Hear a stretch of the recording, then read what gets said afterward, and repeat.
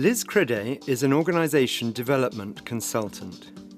She believes that the results of any organisation can be improved by building the quality of the relationships within it, whether they're person to person, team to team, department to department, or organisation to organisation.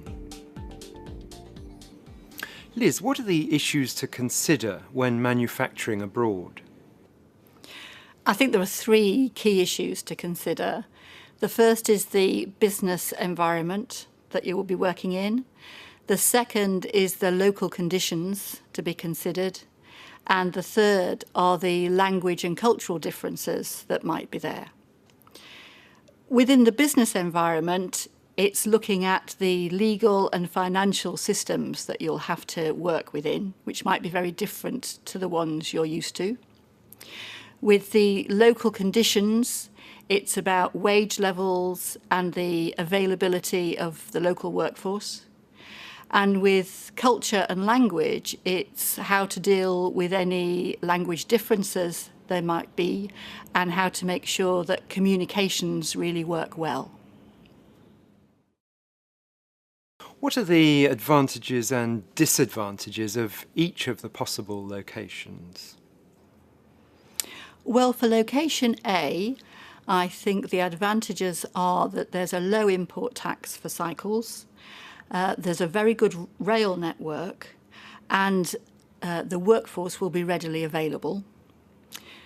The disadvantages are that there's a poor road network, and I think the country is politically unstable. For location B, I think the major advantages are that it has a very good road and rail network, and there's a lot of flat land in the country, which is good for the sale of children's bikes. The disadvantages are that there's high wage costs and low availability of the workforce, so it might be difficult to get people to work there.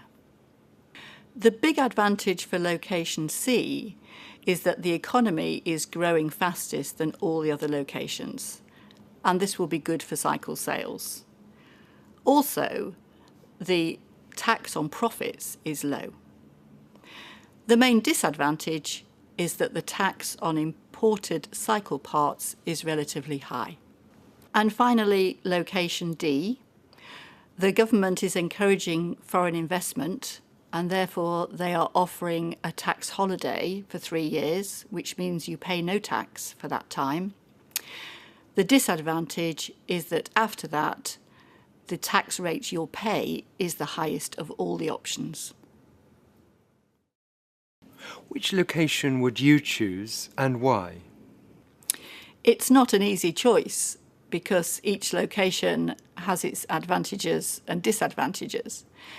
But if I had to choose, I'd choose location D for 3 reasons.